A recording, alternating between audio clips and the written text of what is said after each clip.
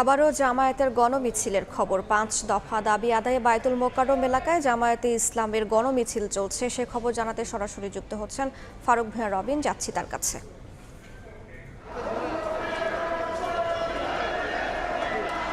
৫ দফা দাবিতে জামায়াতে ইসলামীর ঢাকা মহানগর উত্তর ও দক্ষিণের যৌথ আয়োজনে যে গণমিছিল সেটি অল্প কিছুক্ষণ আগে বায়তুল মোকাররমের দক্ষিণ গেট থেকে শুরু হয়েছে এবং এই মুহূর্তে এই মিছিলটি পল্টন মোড় প্রদক্ষিণ করছে এবং যেটি জানা যাচ্ছে যে এই মিছিলটি এই দিক দিয়ে পল্টন মোড় হয়ে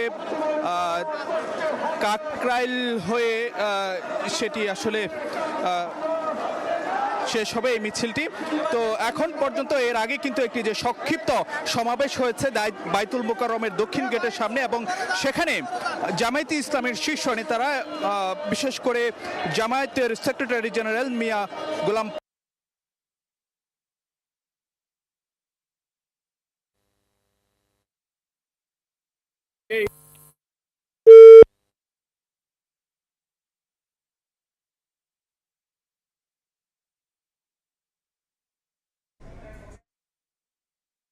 বিষয়টি রাখার দাবি জামাতের সেক্রেটারি জেনারেল এবং এখানে তিনি যে কথাটি বলছেন যে এই যে পিয়ারের যে বিষয়টি সেটি আসলে যে জনগণের মতামত ছাড়া এটিকে কোনোভাবেই উপেক্ষা করা যাবে না।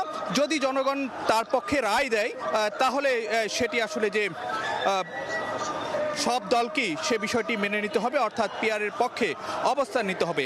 আর যদি জনগণ গণভোটে সেই পিয়ারের বিপক্ষে রায় দেয় তাহলে জামায়াতে ইসলামীও সেই রায়টি মেনে নেবে, অর্থাৎ যে জনগণের যে ইচ্ছা, জনগণের যে মতামত সেটিকে সম্মান জানাবে জামায়াতে ইসলামী। অর্থাৎ তারা যে কথাটি বলতে চাচ্ছেন যে পিয়ারের যে বিষয়টি রয়েছে সেই বিষয়টি আসলে যে গণরায়ের ভিত্তিতে সেটির আসলে যে একটি মীমাংসা হতে হবে।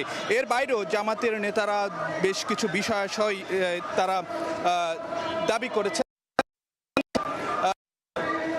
যে সংস্কার বাস্তবায়ন করতে হবে এবং এই সংস্কার আসলে পরিপূর্ণভাবে এই যে সংস্কারের বিষয়গুলো, অর্থাৎ জাতীয় ঐক্যমত্য কমিশনে যে বিষয় আসলের উপর যে দলগুলো কথাবার্তা বলেছে অর্থাৎ একমত হয়েছে সেইগুলোতে যথাযথ আইন দিতে হবে এবং সেভাবে আসলে যে বাস্তবায়ন করতে হবে এবং এই সংস্কারের পক্ষে যদি কোনো পক্ষ